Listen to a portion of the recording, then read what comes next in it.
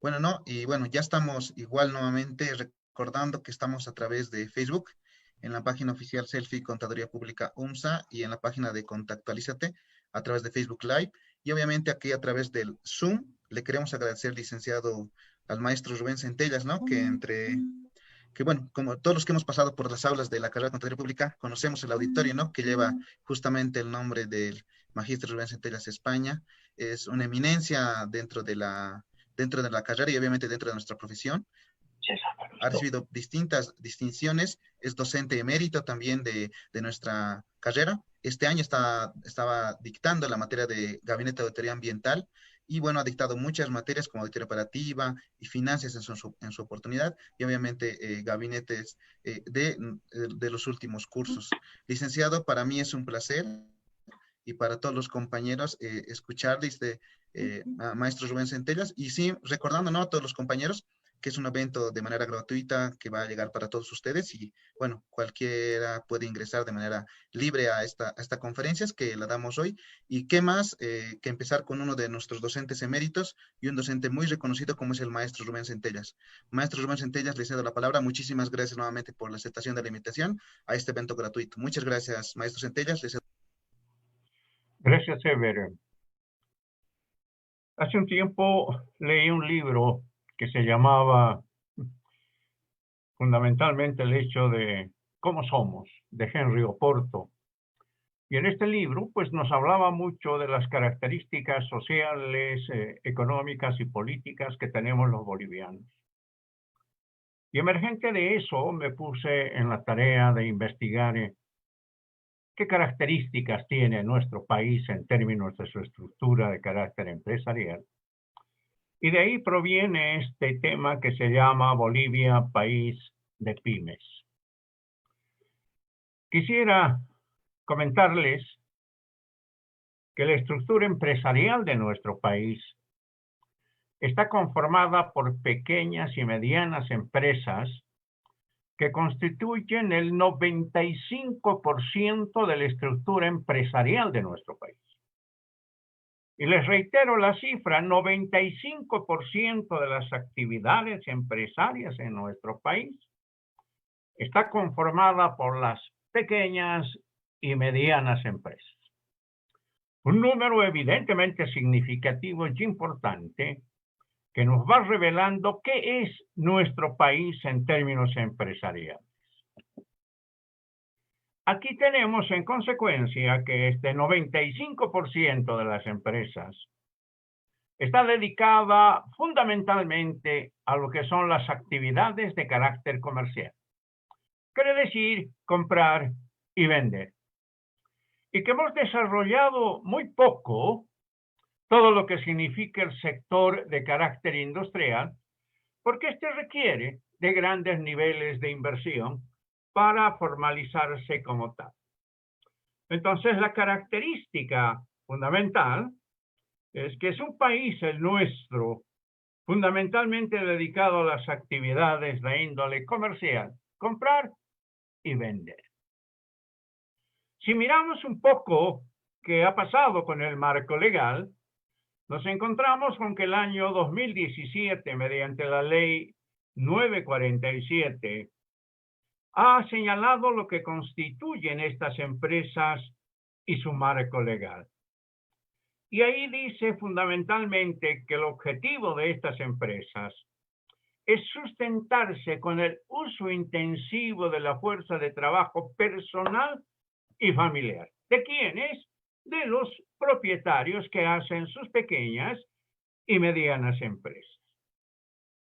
Aquí fundamentalmente está basado su configuración en términos de lo que significa su conocimiento y la experiencia práctica que tiene la gente, que genera a su vez la posibilidad de tener este tipo de empresas.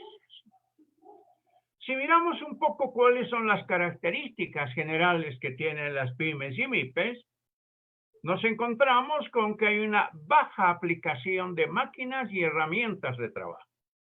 Mucho trabajo manual, escasa cantidad en términos de máquinas y de herramientas. tienen un limitado acceso a los mercados y al financiamiento. Cuando decimos limitado en términos de lo que significa su mercado, decimos que son negocios que se ubican en términos de la región, llegan al departamento y algunas llegan a nivel de lo que significa nuestro país entero. Pero un problema fundamental es que en la mayoría de los casos no son sujetos de financiamiento, de tal manera que los capitales que manejan son relativamente pequeños y nada más basados en el aporte de los propietarios. Su producción está destinada fundamentalmente al mercado interno. Producen bienes y servicios que se intercambian entre las entidades que las generan. Muy poca actividad de transformación. Fundamentalmente sus habilidades están en la comercialización.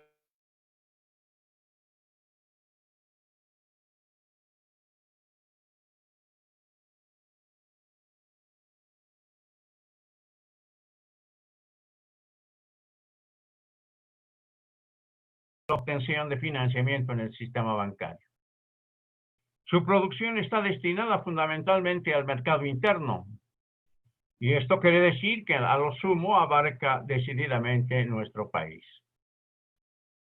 Y fundamentalmente también producen una serie de bienes que significan intercambio entre las diferentes unidades. Se dedican un poco a la transformación. Quiere decir fundamentalmente que para efectos de comercio, pues hay que transformar la materia prima en productos que finalmente van a ser objeto de compra-venta en el mercado. Son unidades que surgen del emprendimiento que tienen los inversores o propietarios de estos negocios, que juntan sus pequeños capitales y generan, lógicamente, su pequeña empresa. El personal que tiene, y este es otro de los problemas serios que tiene nuestro país, es que es un personal asalariado en directa relación con lo que significa la demanda. Quiere decir en esencia, en consecuencia, que no es un personal en la mayoría de los casos permanente. La informalidad es lo que decididamente predomina en el mercado nuestro. Si caracterizamos a este mundo de empresas en función de sus condiciones de producción, nos encontramos que una gran cantidad de ellas son unidades destinadas fundamentalmente simplemente a la subsistencia de todo lo que significa el núcleo familiar. No les permiten fundamentalmente remunerar fuerza laboral contratada, sino que son los propios miembros de la familia, esposa, hijos, hermanos, cuñados, los que conforman el núcleo empresarial. Por eso denominan también unidades productivas de reproducción simple. En algunos casos les permite cubrir sus costos, en otros la posibilidad de hacer una remuneración de trabajo, incluido lo que significa decididamente recursos para los propietarios.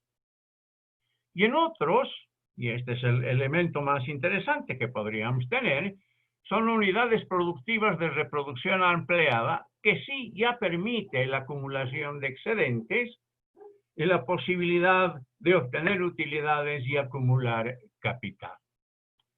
En función de su producción, en consecuencia, una gran mayoría de las empresas nuestras están en el núcleo de las que se denomina unidades productivas de subsistencia o de reproducción simple fundamentalmente. Si mirásemos un poco cómo clasificar a las pymes y MIPES, nos encontramos con que los criterios que han servido de base para clasificarlas en todo lo que significa el mundo económico están en relación con lo que significa las ventas anuales que se tienen. Por el otro lado, el número de trabajadores que laboran dentro de la empresa y la conformación de su patrimonio neto.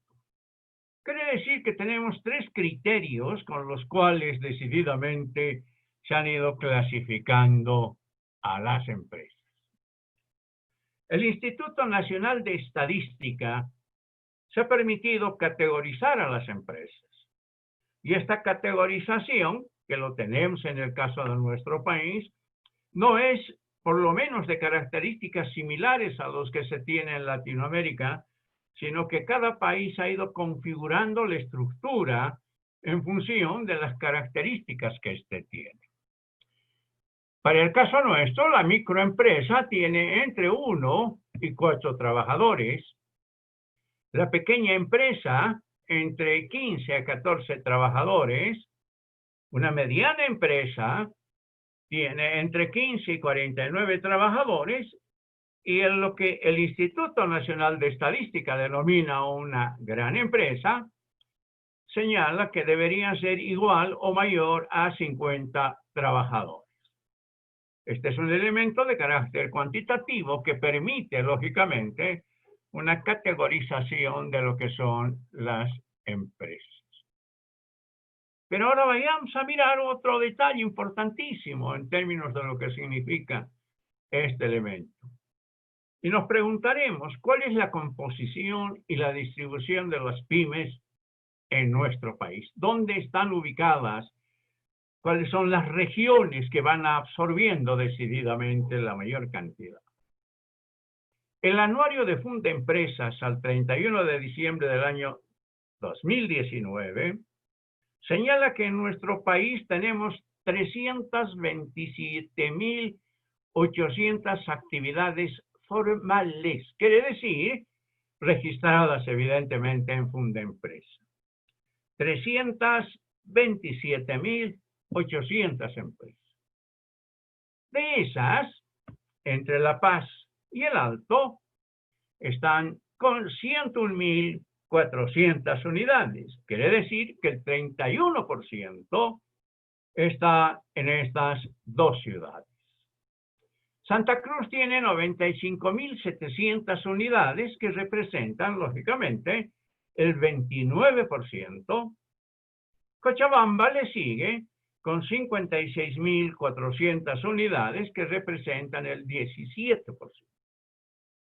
Si hacemos una sumatoria de estos elementos, nos encontramos con que el 77%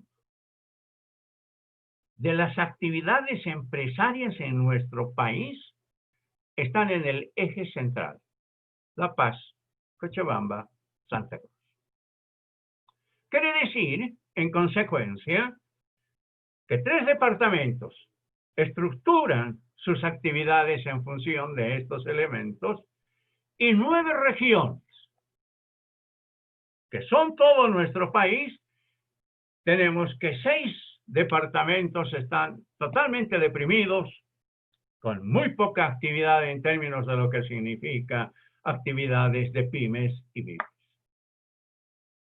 Bolivia parece ser solamente La Paz, Cochabamba, Santa Cruz, y el resto de los departamentos totalmente deprimidos. Implica decir que ni siquiera fuentes de trabajo hay en las otras regiones que conforman nuestro país.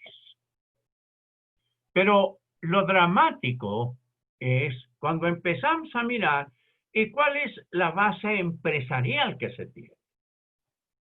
Y establecemos que 259.600 empresas son empresas unipersonales. Quiere decir, en consecuencia, de capitales evidentemente muy limitado, y eso significa el 79% de la estructura empresarial que tenemos en el país. Dramático, dirás, ¿cierto? 259.600 empresas son unipersonales. Quiere decir, en consecuencia, que están regidos y aportados nada más que por lo que significarían inversiones de carácter personal de quien quiere tener una empresa. Y el otro dato, aparejado al mismo, te revela también otra situación especial. 63.600 empresas son sociedades de responsabilidad limitada.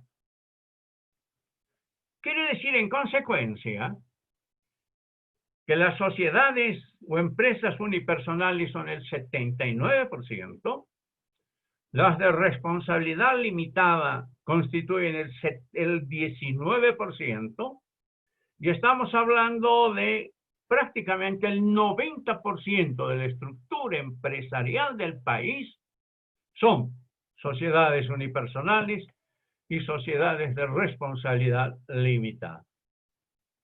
Y aquí viene el elemento complementario. Solamente tenemos 3.550 sociedades anónimas que representan dentro de la estructura empresarial de nuestro país solamente el 1%.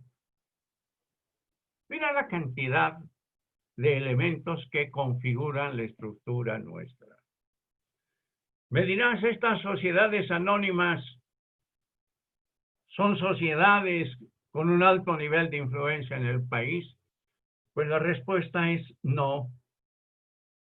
Porque conformando estas sociedades anónimas tenemos por citarte dos de las empresas grandes de nuestro país, la Cervecería Boliviana Nacional, que tiene capitales del extranjero, y es solamente una subsidiaria de lo que significa una gran empresa existente en el Brasil. Seguramente que conoces la Sociedad Boliviana de Cemento. La Sociedad Boliviana de Cemento es una subsidiaria del conglomerado que se denomina Gloria del Perú.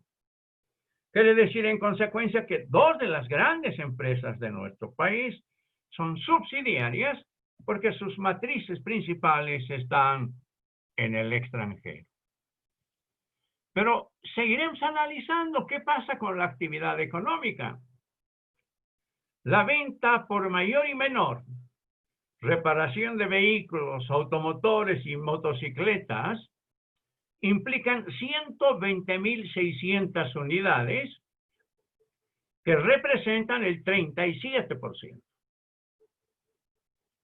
Las que se dedican a la venta por mayor y menor, fundamentalmente de productos alimenticios y ropa, significan 114.200 unidades que representan el 35%. La industria manufacturera, aquella que transforma, genera por la posibilidad de la utilización de alguna maquinaria, son solamente 35.000 unidades y estas representan el 11%.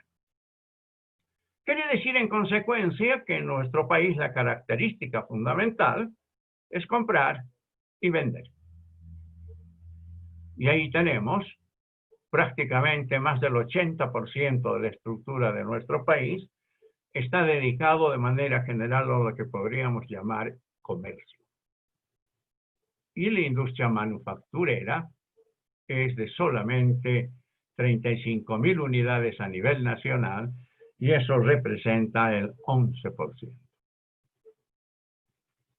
El gobierno estima, porque no hay datos oficiales sobre el particular, que hay más de 600.000 pymes y MIPES en los sectores textil, cuero, madera, alimentos, siendo en su mayoría microempresas formalizadas e informales. El rato que una empresa tiene problemas, que estaba siendo formalizada, prefiere pasar al sector informal para seguir administrando las pequeñas actividades que tiene. ¿Y qué pasa en términos de lo que significa empleo en consecuencia? El periódico El Deber, que es una publicación de Santa Cruz, al año 2018 estimaba que el 70% de la población económicamente activa, quiere decir en condiciones de laborar, aproximadamente 4 millones de personas se encuentran en la informalidad laboral. Es decir, que solo un 30% tendría un empleo formal y gozaría de los derechos laborales. Esta es una situación que nos pone como país en Latinoamérica como uno de los países que tiene el mayor volumen de informalidad laboral. gente que no puede tener acceso a temas de salud y educación de forma conveniente y satisfactoria. Podemos hacer un resumen. Los generadores de empleo en nuestro país son las pequeñas y medianas empresas que en su mayoría se dedican a la actividad comercial de venta al por mayor y menor. Quiere decir, en consecuencia, si hacemos un pequeño resumen a esta altura también, que nuestro país está conformada por MIPES y MIPES que generan un alto nivel en términos de lo que significa empleo laboral, pero su actividad principal es la actividad comercial, esa de comprar y vender al por mayor y menor. Si a eso le aparejamos ahora el tema de carácter impositivo, nos encontramos con que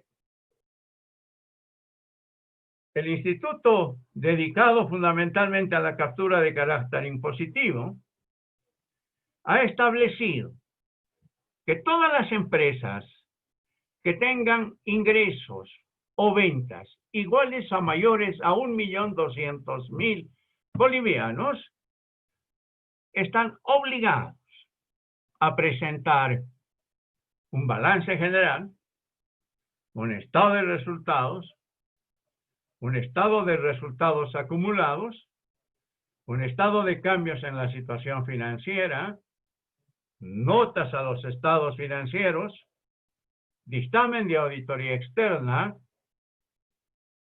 un dictamen tributario, informe de procedimientos mínimos tributarios y información tributaria complementaria.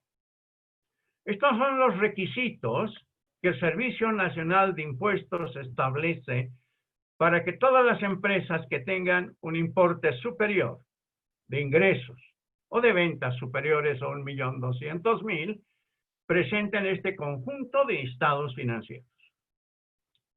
Diríamos, hasta aquí parece interesante que todas las empresas pudieran presentar estos documentos. Pero en esas circunstancias empiezas a preguntarte, ¿cuál es el marco de referencia de la información financiera en nuestro país? Este marco de referencia está constituido por 14 normas contables legales existentes. Pero si las revisas a las 14 normas contables, te encuentras con que todas ellas son obsoletas, inadecuadas, insuficientes, y además de tener un invitado indeseado dentro de nuestra contabilidad, que es la unidad de fomento de la vivienda, que no fue creada para efectos contables, pero que forma parte integrante de lo que significa nuestro marco de referencia de la información financiera.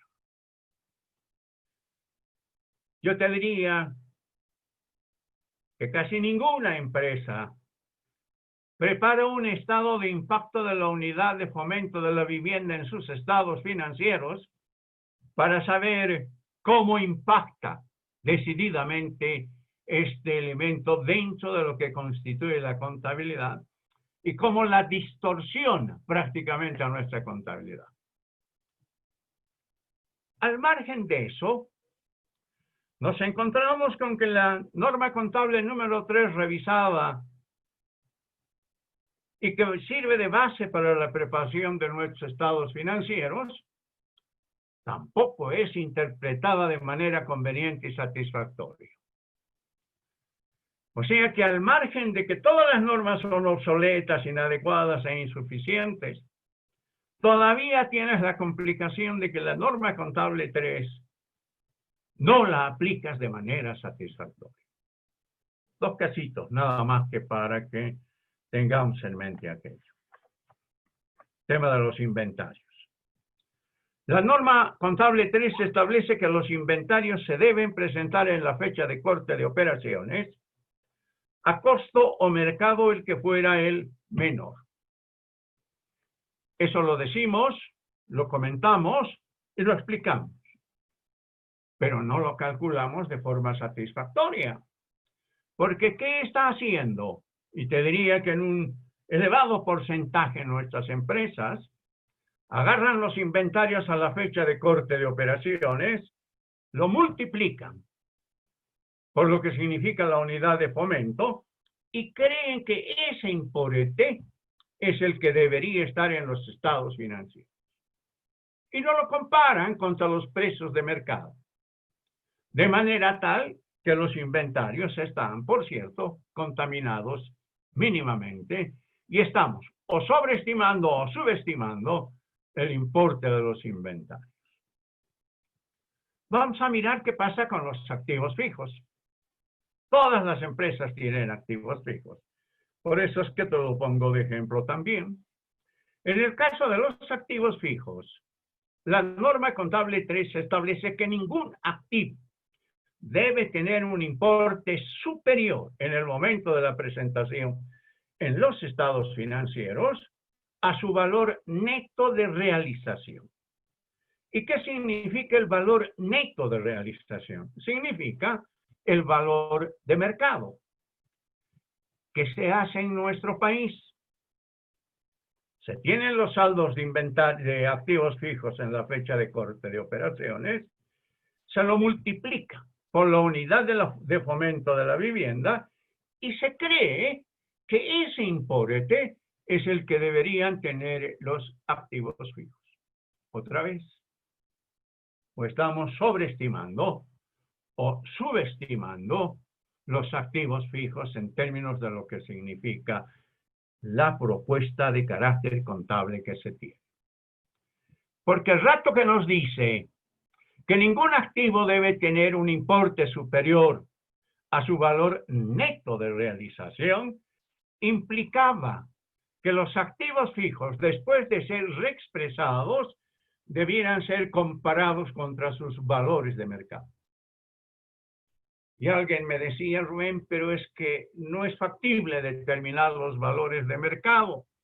Yo le digo sí, pero lo que sucede es que no leíste bien la norma contable 3, porque la norma contable 3 prevé que en caso de que no existe un mercado de bienes usados para los activos fijos, deberías calcular el valor en uso o el valor económico del activo.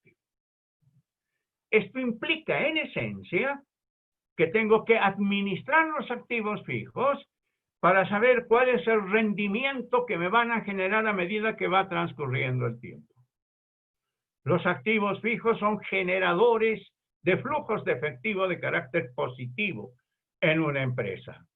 Significa decir, cuando yo digo positivo, que los ingresos que se generen deben ser mayores a los gastos que me demanda mantener un activo en condiciones de operación. Quiere decir que dos de los rubros importantes que todos los estados financieros tienen, mínimamente podemos decir que están contaminados. Y con eso estoy diciendo que pueden estar o sobre o subestimados sus valores en la fecha de corte de operaciones. ¿Qué es el marco de referencia de información financiera? Uno empieza a preguntarse, lógicamente, esto. Dice, es el adoptado por la administración de la entidad, o en su defecto por quienes están encargados de la elaboración de los estados financieros, que sea aceptable de acuerdo con la naturaleza de la entidad y el objetivo de los estados financieros, o requeridos por ley o regulación. Y aquí es donde tenemos que configurar que este marco de referencia de información financiera está previsto por ley. La ley 2495 autoriza a la Autoridad de Control Fiscal y Social de Empresas, AEM, la promulgación de estas normas. Y no solamente las de contabilidad, sino también las de auditoría, que en el caso específico de nuestro país tienen un marco legal de referencia. En otros países, este marco es estrictamente técnico o los estados, como acontece en la mayoría de los países, aprueban el instrumento técnico para su vigencia en el país.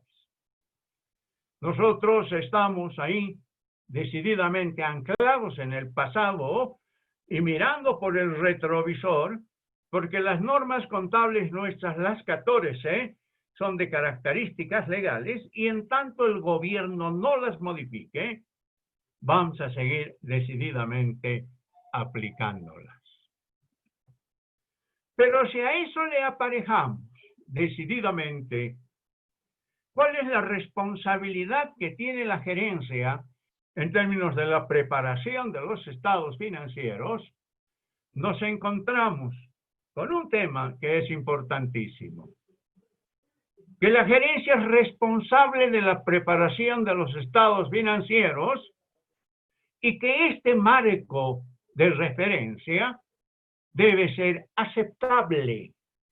Quiere decir, en consecuencia, que se debe estar cumpliendo con todo lo que constituyen los criterios, normas, principios, etcétera, que permiten tener una contabilidad que sea factible en términos de claridad, en términos de lo que significa una exposición satisfactoria y el cumplimiento de normas contables. Y por el otro lado, la gerencia es responsable de preparar e implementar un sistema de control interno. Mucho se ha hablado en nuestro país diciendo el coso 1, coso 2, coso 3, eso es inadecuado e incorrecto de ser mencionado. Lo que existe es un sistema integrado de control interno que comprende todos los elementos desde 1986 a todos los cambios y modificaciones que se han ido haciendo hasta el año 2017. La eficiencia del sistema de control interno es responsabilidad de la administración. Ellos tienen que hacer la valoración de los riesgos de las entidades. Tienen que desarrollar un conjunto de actividades de control y monitoreo de estos controles con el propósito de descubrir errores, ineficiencias, desviaciones de políticas establecidas y, lógicamente, minimizar el impacto de lo que constituye el riesgo. Mira qué importante es esta temática cuando nos dice cuáles son las responsabilidades básicas. Diseñar un sistema de sistema de control interno satisfactorio y tener un sistema contable aceptable. La palabra es importantísima ser considerada.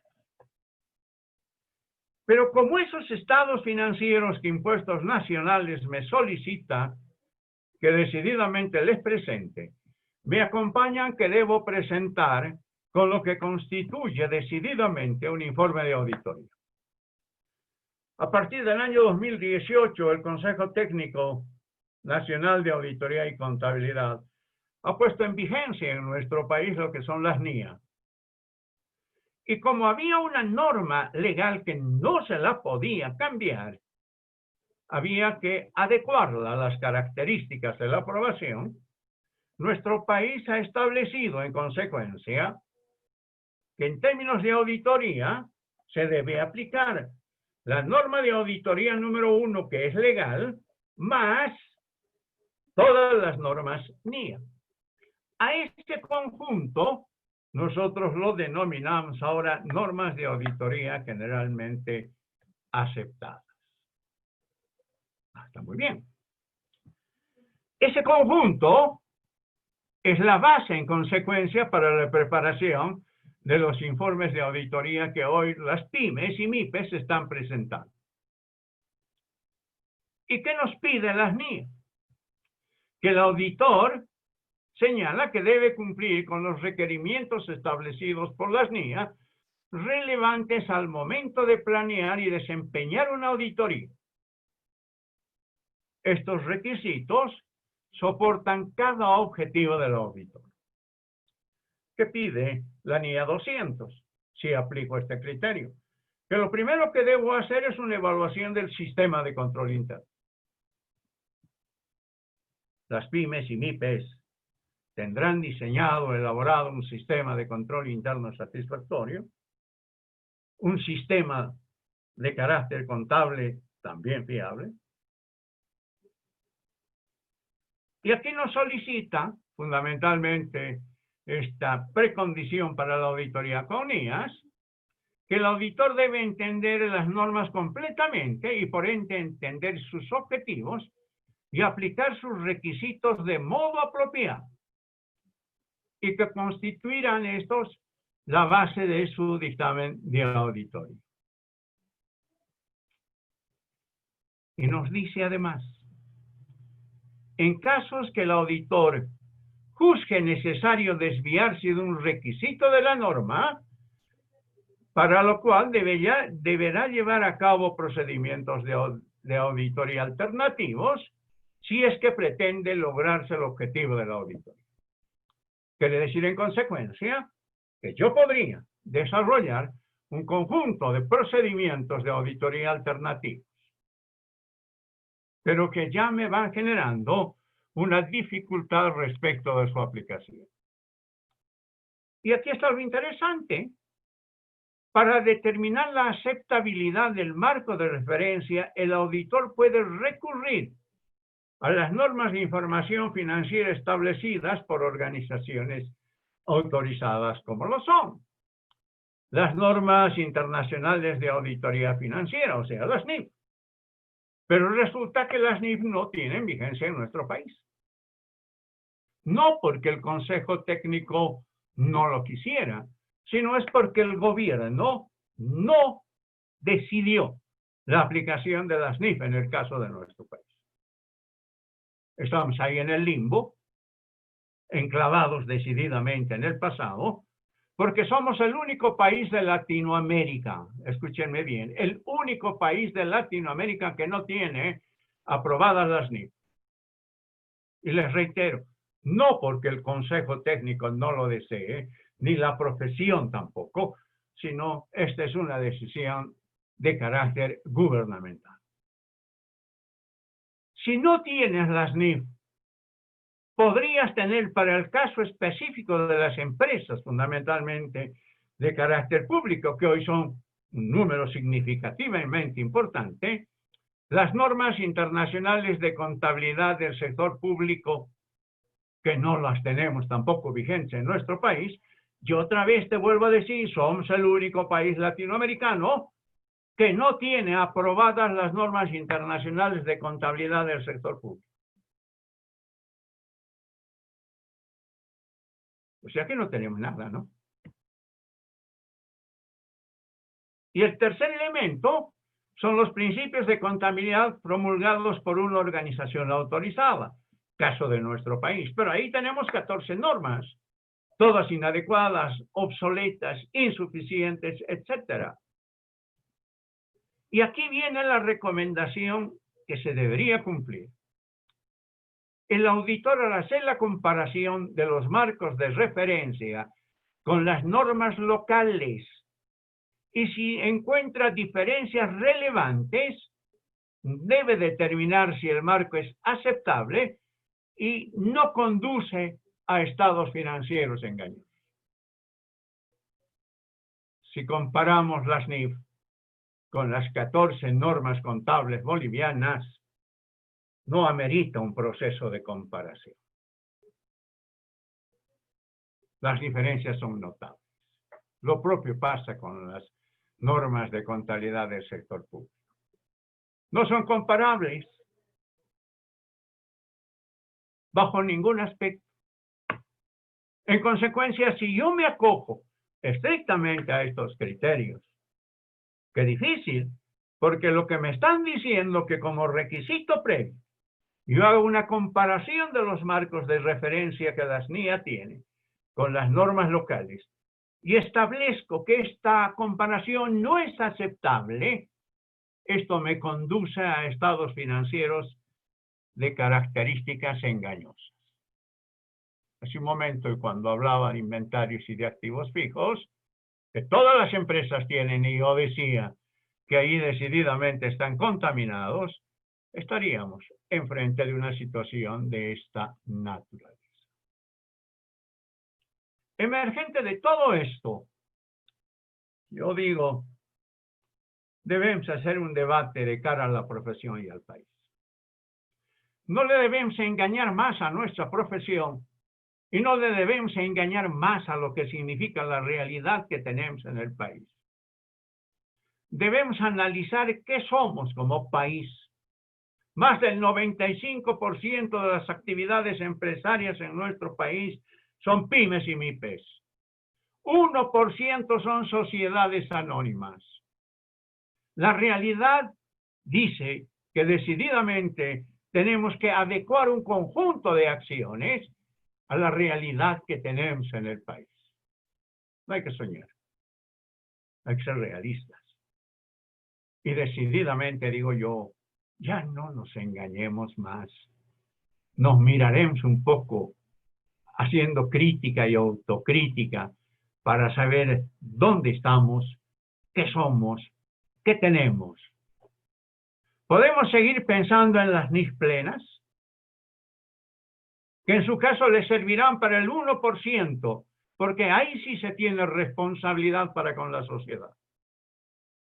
Y ahí decididamente estaremos pensando que si tenemos las NIF plenas, hablemos de las NAGA, las número 1 más las NIAS. Para eso sí, tendremos que estar pensando que van a tener la necesidad de la aplicación, pero ese es el 1% de la estructura empresarial de nuestro país. ¿Cuál es la solución para el 97% que significa decididamente la estructura empresarial de nuestro país? Ahí tenemos la NIF para pymes, la NIF para MIPES, las NIA para pymes. Quiere decir que los países latinoamericanos le han ido encontrando soluciones a los problemas que se les van presentando. Nosotros no hemos hecho un análisis de nuestra realidad y seguimos hablando de las NIF plenas, seguimos hablando de las NIAS, cuando la utilidad práctica que tienen está destinada al 1% de las empresas en nuestro país. El 97% de la estructura empresarial de nuestro país no tiene una respuesta adecuada de parte de la profesión. Por eso digo, hay que hacer una crítica y autocrítica. Por eso hay que hacer una valoración de dónde estamos y qué somos. Utilizando a don Henry Oporto, con el que había empezado, mirémonos adentro, qué somos, qué tenemos y cuáles son las soluciones para nuestro país. A mí me gustan las NIF, está bien, como gusto académico si vos quieres, pero la realidad me está diciendo que no es un problema de gustos personales, sino hay que mirar decididamente al país. Miremos qué está pasando ahora con las pymes y MIPES enfrente de lo que constituye el COVID-19, cuando se está golpeando de manera tan lacerante. Nos está generando un mayor desempleo. Ya teníamos a la informalidad en las pymes y MIPES como la característica central de empleo. Hoy eso está amplificándose. Las pequeñas empresas que tenían algún personal han empezado a despedir a su personal. Y hoy tenemos un mayor desempleo. Lo que estamos mirando a diario, y lo observas también el rato que tienes oportunidad de salir a la calle, es la quiebra de muchas empresas pequeñas y medianas. ¿Qué está aconteciendo hoy? Que emergente de todo eso hay menores salarios e ingresos. Como la gente no tiene liquidez para hacer compras, decididamente las empresas dejan de producir también. Este es un círculo vicioso en el que estamos metiéndonos. Hay poco circulante. Las empresas están produciendo poco. Y la pregunta es, ¿se recuperarán en corto plazo? Y la respuesta es, en el corto plazo, no. Seguramente que a mediano plazo, de alguna manera, se va a superar. Nos habían dicho que se había aminorado la pobreza. Y nos dijeron, después de 14 años de gobierno, hemos disminuido los niveles de pobreza. Y le creímos, consideramos que así había sido. Pero hoy estamos mirando que en nuestro país aumentó la pobreza y tenemos un alto nivel de pobreza extrema todavía. Quiere decir que hemos desaprovechado un tiempo de bonanza, pero no hemos cambiado la estructura en nuestro país. Tenemos un sistema de salud colapsado. Ya nos están diciendo no hay cabida para nada en términos de lo que significa salud. No nos habíamos preparado. Alguien dirá, pero esto es sorpresivo, sí, pero nunca pensamos que la salud era uno de los aspectos más importantes que los gobiernos debían considerar. Así como tenemos problemas en salud, tenemos problemas en educación. Problema serio de educación, ¿no? Serio. Estamos pasando clases en las universidades con Zoom, pero no tenemos oportunidad de verlo al estudiante cerca nuestro para saber si decididamente están captando, se están interesando, estoy siéndoles útil en el proceso de transmisión del conocimiento. Los costos en términos de salud y educación se han incrementado. Hay fragmentación y desigualdad en términos de lo que significa el acceso a salud, educación y otras características. A mediano y a largo plazo, ¿qué se espera? La acentuación de las condiciones de acceso desigual según el nivel de ingreso y lugar de residencia. Hemos visto que Bolivia solamente es La Paz, Cochabamba, Santa Cruz. Y las otras 6 regiones de nuestro país no tienen acaso el mismo derecho de encontrar también su nivel de desarrollo. Seguimos siendo un país con 3 regiones privilegiadas y 6 departamentos en condiciones muy difíciles. Se van a seguir presentando quiebras de empresas. Y ahora ya no van a quebrar solamente pymes y MIPES, sino algunas empresas medianas que teníamos en el medio van a empezar a quebrar. En las condiciones de pandemia que tenemos, lógicamente va a haber una reducción de la inversión privada. ¿Quién quiere invertir en un lugar en el que tiene tantísimos conflictos? Estamos mirando que hay un menor crecimiento económico. Se va a acentuar. Se va a seguir generando aquello. Y seguramente los rendimientos en términos del PIB nacional van a ir disminuyendo paulatinamente y es poco factible que en estas condiciones empecemos a crecer. Hay un deterioro de las capacidades productivas y, lógicamente, un deterioro en el capital humano que somos nosotros. A veces cuando miramos y escuchamos la noticia de que se cerraron los colegios, nos hubiera gustado seguramente una explicación de alguien que nos diga el por qué se ha clausurado el año escolar. No que te avisen, simplemente que se clausuró. La gente quiere saber por qué se clausuró, cuáles son las razones, etcétera. Y seguramente que eso hubiera sido un generador más o de conformidad o de rechazo, pero conociendo las razones. Decididamente vamos a tener un rendimiento de carácter negativo y esto se va a seguir ahondando por la falta de inversiones privadas. Hasta ahora hemos estado viviendo de la inversión de carácter público. El Estado ha sido el gran inversor, pero es poco factible que lo siga siendo en el futuro porque tampoco ya tiene la capacidad que tuvo en su momento. te pones a pensar y dices, se han invertido en aproximadamente 40 empresas públicas. De las 40 empresas públicas, te diría que 2 o 3 se salvan. Por lo menos están equilibrando lo que significaría su estructura. El resto son deficitarias. En algunos casos acentuadas, caso fundamentalmente de la línea de aviación, que ha visto acentuada su situación por las condiciones económicas que en este momento tiene nuestro país. El resto de las empresas,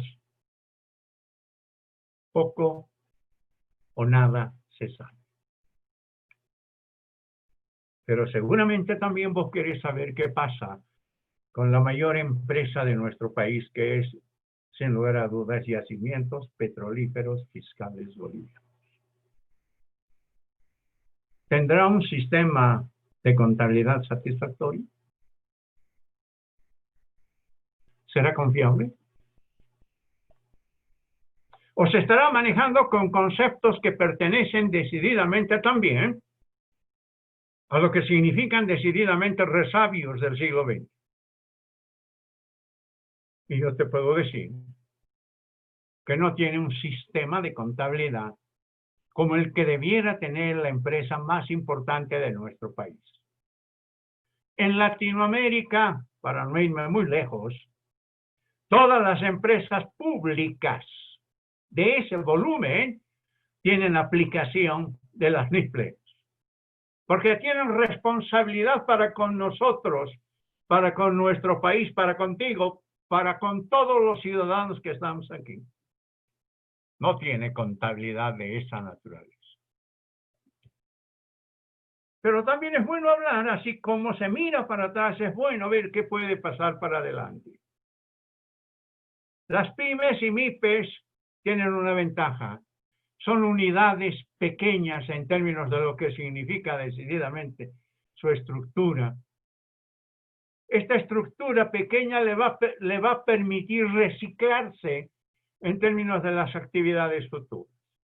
Fácilmente puede cambiar de un rubro para otro, de una modalidad de producción a otra, de un servicio a otra, y se van a ir acomodando de acuerdo a las necesidades que tenemos. Se puede cambiar. Esa es la ventaja que tiene una pyme. Una empresa grande es poco factible que pueda tomar acciones de esta naturaleza. Son lentos, la burocracia más grande, difícil cambiar, pero una pyme sí puede hacer todos los cambios que quiera. Sin embargo, hay la necesidad de que la pyme comprenda también que tiene que ampliar lo que constituye su mercado. No ser tan específicos. Hay que tratar de aumentar la cantidad de clientes que tienen y esto les permitiría fundamentalmente lograr la posibilidad de subsistir en el medio y no entrar en lo que significa las quiebras. Las pymes tienen largas jornadas de trabajo, un gran esfuerzo que no siempre da frutos, ya que la cantidad no significa calidad. Su foco está en las cuestiones operativas. Es ahí cuando se alejan de lo más importante para cualquier empresa. Diseñar su estrategia para hacerle frente a sus clientes, proveedores, etcétera, y lograr posicionarse decididamente en el mercado. Ser estratégico es la mejor ventaja, la que hace realmente la posibilidad de una diferencia. Es por eso que hay que aprender fundamentalmente en estas entidades la necesidad de delegar, que es la posibilidad de utilizar adecuada y convenientemente sus actividades. ¿Qué hace el gobierno y su relación con las pymes? Hace 14 años, ¿sí?, el empleo informal llegaba a cerca del 66%. Bajo el influjo del proceso de cambio, hoy llegamos al 80%. Eso lo dice Carlos Toranzo, un analista económico muy importante en nuestro país. Es por eso que ahora el gobierno tiene que dedicarle fundamentalmente un gran esfuerzo al mercado laboral, hacia la estructuración de políticas públicas y que deben ser el instrumento con el cual salgamos fundamentalmente de la informalidad. Si no apoyamos esta superación, no vamos a poder dar saltos tecnológicos. En los últimos días, el gobierno lanzó su programa de reactivación económica y ha puesto como elemento central el tema de lo que significa el empleo. De lograrse su implementación, sería el salvataje de la economía boliviana más grande de la historia contemporánea. Pero aquí estoy hablando en potencial. Si el programa económico concentrado en el empleo se implementa de manera satisfactoria y este gobierno logra implementarlo, sería un gran salvataje de la economía boliviana, la más importante en la historia contemporánea. ¿Qué busca el programa? El programa crea una serie de fondos para diversos sectores. Busca fomentar el emprendimiento y la inversión. Se apoya fuertemente en la inversión pública para desarrollar infraestructura, pero al mismo tiempo busca la convergencia pública-privada, hacia el equilibrio entre lo privado y lo público. El programa también amplía los esquemas de protección social y los programas de empleo. Varias medidas son de aplicación inmediata, otras tienen un alcance a mediano plazo. Por ejemplo, los fideicomisos que durarán entre 10 y 12 años, y estamos hablando, lógicamente, de largo plazo. La estructura del programa requiere de 32.000 millones de bolivianos y por lo menos 2 gestiones de gobierno para poder implementarlas. O sea que es un programa de futuro. Por supuesto, digo yo, en proponer no hay engaño. Total, el papel aguanta todo. ¿Cómo se financia el programa? Y aquí está la parte nodal del asunto. El programa requiere que la Asamblea Plurinacional libere recursos que estaban destinados a la industrialización de hidrocarburos. 13.800 millones de bolivianos, que estaban destinados a la planta industrializadora de hidrocarburos, que ahora debieran ser traspasados para financiar este programa. Por otra parte, la Asamblea también debe aprobar créditos internacionales del Fondo Monetario Internacional y del Banco Mundial por otros 10.455 millones de bolivianos. Son 1.500 millones de dólares que deberían estar autorizados por el gobierno a través de lo que significa la Asamblea Plurinacional con destino a este proyecto. Por eso es que se dice que el programa requiere de 32.000 millones de bolivianos.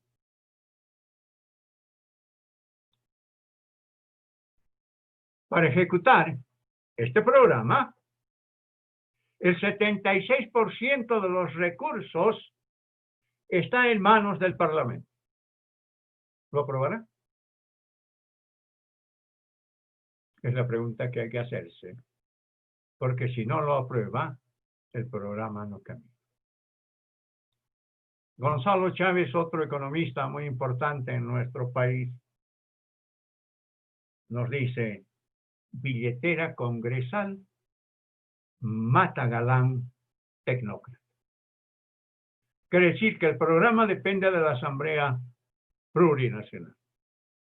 Si lo aprueba, entraremos en una realidad. No lo aprueba, nuestro país empezará a tener problemas terriblemente complicados en el futuro. Muchísimas gracias por haberme permitido, Ever, la posibilidad de compartir preocupaciones personales con todos los amigos. Ojalá podamos hacer un gran debate, Ever, en el futuro sobre qué somos como país. Mirémonos. Juntemos a la mayor cantidad posible de gentes y mirémonos de frente, mirando al país, a la realidad que tenemos. Soy un convencido de que uno se puede equivocar en la vida, pero hay tiempo también para enmendar y corregir en lo que nos hemos equivocado. Muchísimas gracias, Ever, muy agradecido por haberme permitido estos minutos de descargo de mi conciencia, Ever. He descargado mi conciencia, gracias, Ever. Muchísimas gracias a todos los que han tenido la oportunidad de escuchar. Hasta cualquier momento, y si hay alguna pregunta, pues encantadísimo, Ever, de responder. Sí, muchas gracias nuevamente, maestro Rubén Centellas, primero por aceptar la invitación a este evento gratuito, denominado Webinar Contable, el tema que se ha abordado hoy, Bolivia y las pymes. La verdad, ha sido una charla interesante. Creo que todos hemos estado pendientes de toda esta charla, estimado maestro Centellas. Bueno, nos han enviado una pregunta, licenciado, y bueno, y tenemos una más. El compañero Walter pregunta: ¿sería adecuado dejar de considerar el carácter legal debido a que éste contradice la realidad de los hechos y sucesos económicos? Nos consulta, estimado licenciado Centellas. Creo que sí. Le consta al Consejo Técnico y le consta a muchos de los profesionales que conformaron en su momento los consejos técnicos, que desde el año 1985, vean ustedes qué cantidad de años, para atrás, 25 años ya, que andamos luchando respecto de la anulación, de la configuración de las normas locales y su carácter legal en el país. En tanto los gobiernos o el gobierno no considere que le hacemos un daño a las empresas, le hacemos un daño al país al tener una contabilidad tan atrasada como la que tenemos, no vamos a encontrar alternativas. No somos competitivos en nada en términos de información financiera, Ever. El sistema bancario tiene un sistema contable basado en normas de ASFI, no en normas siquiera en las 14, menos en las normas internacionales. No le sirve a nadie. Todo el sistema financiero le sirve solamente a ASFI y con eso no se hace negocios en el mundo, Ever. Muchas gracias, licenciado Centellas. Hay dos preguntas más. El compañero Abelo Orihuela nos consulta: ¿un pequeño negocio que se inscribe en Fundempresa genera utilidad, pero no lleva un registro contable, debe presentar estados financieros? Es la pregunta. Sí, debe presentar. Si es que su volumen de ventas o de ingresos supera 1.200.000 bolivianos. Bien, el aspecto tributario. Muchas gracias, licenciado. Hay una consulta de Eric Apaza. ¿La existencia de un alto porcentaje de comercio informal en el país tendrá alguna relación con la estructura del sistema tributario? Es decir, que en su mayoría no desean pagar impuestos en caso de que estuvieran inscritos. Yo te digo que sí. La informalidad no paga impuestos. ¿Es Y cierto? nosotros somos un país lleno de informalidad. Todos los grandes mercados que tenemos, estoy hablando de los grandes mercados que tenemos. En Santa Cruz tenemos 2 o 3 mercados grandes. En La Paz tenemos un mercado muy grande que es el Alto. No está sujeto a ningún impuesto. La informalidad nos está ganando y la informalidad está basado desafortunadamente en que salimos de la formalidad para entrar en la formalidad, en la informalidad. Qué grave es ese problema. La empresa prefiere ser informal a ser formal. Y cuando es formal, mira qué interesante termina siendo, para responderle al colega, que en el último tiempo, y esto te estoy hablando de los últimos 5, 6 años, el tema impositivo es tan grande en nuestro país que da la impresión de que los estados financieros se están preparando solamente para el servicio de impuestos nacionales y no de utilidad para lo que significa el ejecutivo de una empresa. Por eso la proliferación de una cantidad inmensa de cursos, en fin, seminarios sobre el tema impositivo. Yo no digo que está mal, está bien, pero no puede tener la preeminencia que tiene. La contabilidad es una base para la toma de decisiones por parte de la gerencia y los usuarios de la misma. Pero en nuestro país no es así. La contabilidad se hace para impuestos nacionales. Sí, bueno, muchas gracias, licenciado, por la respuesta. Una consulta, tal vez a modo de opinión, ¿no? Licenciado, nos consultan, Erika nos consulta. ¿Cuál sería la realidad que se viviría si se reduciría o se eliminara el mercado informal? Consulta.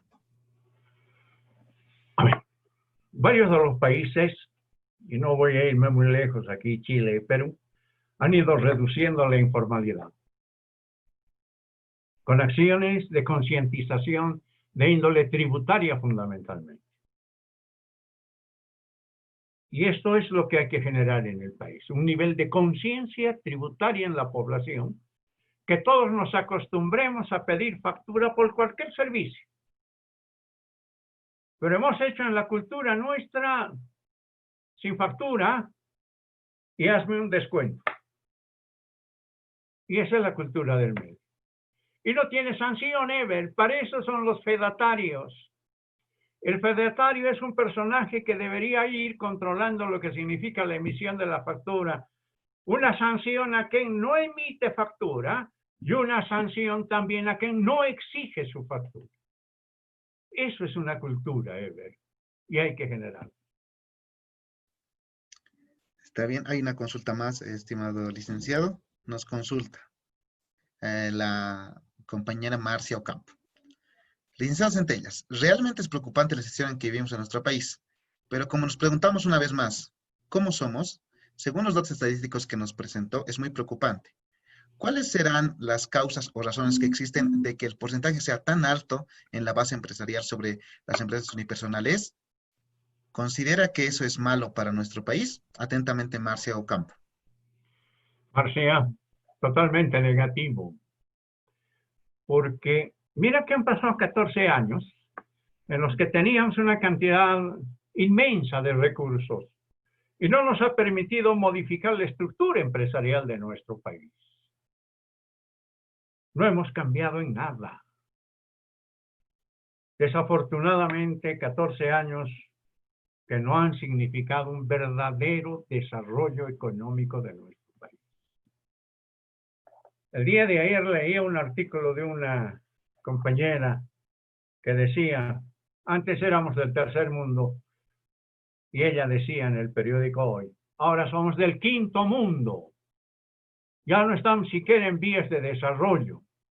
Estamos a la altura de los países africanos subsaharianos y en América muy cerca de Haití.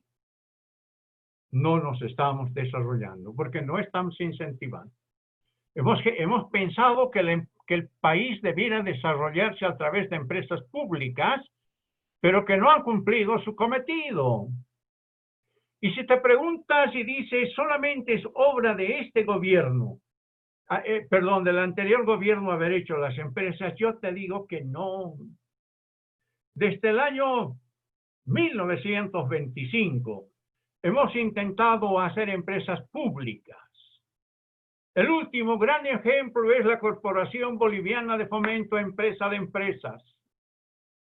Pero todas las empresas eran deficitarias. La única que mantenía la Corporación Boliviana de Fomento con vida era el ingenio azucarero de Guavirá. El resto eran empresas deficitarias. O sea que tenemos experiencia y no aprendemos.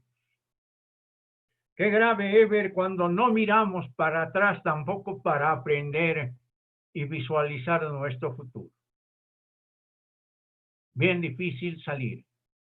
Por eso es importante una reconciliación entre todos los que de una u otra manera tenemos una visión de país que quizás es diferente del que tienen muchos, pero que la experiencia nos enseña cómo somos, por qué somos, cómo debiéramos ser. Un país tan rico como el nuestro está en una pobreza total. Gracias, Ever. Muchísimas gracias a los compañeros que han tenido oportunidad de compartir unos momentos conmigo. Muchísimas gracias, Ever. Estimado licenciado Rubén Centellas, bueno, muchas gracias. Primero, simple y sencillamente a agradecer la presencia del licenciado Rubén Centellas, que bueno, es una eminencia en nuestra carrera, en nuestra profesión. Nuevamente agradecerle por su tiempo, Licen. Y bueno, Licen, no sé si tal vez una última pregunta, por favor, Licen, me permite, del colega Vidal Choque. Nos consulta, licenciado Centellas, ¿usted cree que si hay una reestructuración en las cargas impositivas en Bolivia, ayudaría a preocupante porcentaje de informalidad en las empresas? Por favor, licenciado, Sí, es la última consulta. la respuesta es sí. Tenemos una carga tributaria muy grande, hay que bajarla y ampliar el universo contribuyente. O sea, el tema es muy simple. Bajar la carga impositiva y ampliar el universo. Y con eso logramos, evidentemente, un equilibrio de carácter impositivo. Porque si bien es cierto que nuestro país vive de los impuestos, estos deben ser ampliados en su base, reduciendo el volumen impositivo. Licenciado Centellas, muchísimas gracias nuevamente por su participación. Les agradecemos a todos los compañeros que han disfrutado de esta conferencia Bolivia y las pymes. Licenciado, simple y sencillamente agradecerle por su participación. Recordando, ¿no, Licen, que tal vez nos podría mencionar, si tengo entendido, está haciendo un trabajo, Licen, justamente sobre las pymes, tal vez nos podría comentar algo para finalizar, estimado licenciado, este evento. Evidentemente estoy haciendo dos trabajos Ever en este momento de investigación. Uno que se refiere a las empresas públicas, por eso te hablaba hace un momento desde 1925 para adelante, que han ido aconteciendo y en qué situación estamos actualmente. Y por el otro lado hay que definir todo lo que significa el mundo de las pymes en nuestro país. Entonces son dos trabajos de investigación. Me va a gustar muchísimo que algún compañero se pueda adherir. No es fácil investigar en el país. Se requiere de ayuda, de colaboración fundamentalmente. Y en la última presentación está mi correo electrónico, de tal manera que compañero que quiera apoyar, pues encantadísimo de la vida, de poder primero colaborarlo a él y que él me colabore a mí. Nos ayudaremos. Ese es el lema de una investigación. Gracias, Ever. Hasta Exactamente, cualquier licenciado Rubén momento Centellas. conmigo. Sí, muchas Muchas gracias. gracias. Muchas gracias, licenciado. Esperemos Muchas gracias a tenerlo todos. cuando concluya su investigación para que lo pueda presentar. Muchas gracias, licenciado Rubén Centellas. Gracias, compañeros. Ha estado con nosotros el magíster Rubén Centellas España, magíster en Auditoría y Control Financiero, licenciado en Ciencias Económicas Financieras, docente emérito de nuestra querida UMSA, y bueno, también reconocido por la Asamblea Legislativa con el reconocimiento Franz Tamayo en el grado de Gran Maestro. También ha sido miembro del Consejo Técnico Nacional de Teoría y Contabilidad, CETENAC, y bueno, docente de pregrado y posgrado en varias universidades y consultor del BID para capacitación de capacitadores en normas internacionales de información financiera en Bolivia. Licenciado, nuevamente muchísimas gracias. Compañeros, ahí está el correo del licenciado Rubén Centellas para cualquier consulta y duda. Yo sé que el licenciado les va a responder de manera más atenta. He tenido la oportunidad de charlar con él. Nuevamente, muchísimas gracias, estimado licenciado Rubén Centellas, por la participación. Muchas gracias, compañeros. Ha finalizado el primer evento de Webinar Contable, este evento gratuito para todos ustedes. Con permiso y muy buenas tardes.